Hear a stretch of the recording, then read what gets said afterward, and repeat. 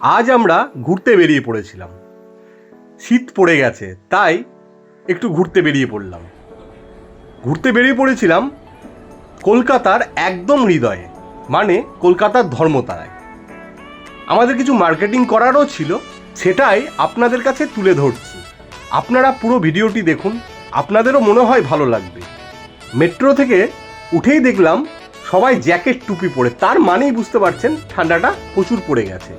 ধর্মতলায় একটা জিনিস কমন, প্রত্যেকটি হকার ঠিক দাম বলে বলে ডাকছে, এটা খুব ভালো লাগে। তারপর তো স্পাইডারম্যানকে দেখে একটু ভিডিও করে নিলাম। দেখলাম সামনে থেকে আমার ওয়াইফ হেঁটে চলে আসছে। এবার তো মার্কেটিংয়ের টাইম, তাই আমার ওয়াইফ চলে গেছিলো ব্যাগের দোকানে। অনেকগুলো ব্যাগ দেখার পরে এই ব্যাগটাকে পছন্দ হলো, আপনারা যেটা দেখছেন এখন, এবং আমারও কালারটা ভালো লাগলো, তাই ব্যাগটা নিয়েই ফেললো আমার ওয়াইফ। এরপর ব্যাগ নেওয়া হয়ে গেছিলো দেখে আমাদের মনে হলো একটু আইসক্রিম খাওয়া উচিত।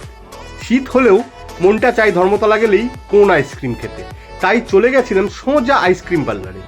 আইসক্রিম সেন্টারে গিয়ে আমরা প্রথমে মেনু কার্ডটা দেখে নিলাম, তারপর অর্ডার করে দিলাম দুটো টুইন অন কোন।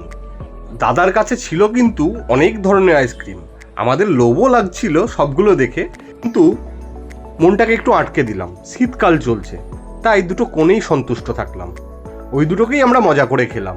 দেখুন ইনি আইসক্রিমের কিন্তু এ পোকা, তাই আইসক্রিমটাকে একদম জবরদস্তভাবে এনজয় করে খাচ্ছে। এখন প্রায় আমাদের সব কিছু কমপ্লিট হয়ে গেছে, তাই এবার ফেরার পালা। তাই দেরি না করে আমরা সোজা চলে এসেছিলাম আবার মেট্রো স্টেশনে, মানে ধর্মতলা মেট্রোতে বাড়ি ফেরার জন্য। সেখানে আমরা টিকিট করে যেমনভাবে মেট্রো ধরে ফিরে গেলাম। আপনাদের যদি ভিডিওটি ভালো লেগে থাকে তাহলে আমার চ্যানেলটিকে সাবস্ক্রাইব আর ভিডিওটিকে লাইক করতে ভুলবেন না।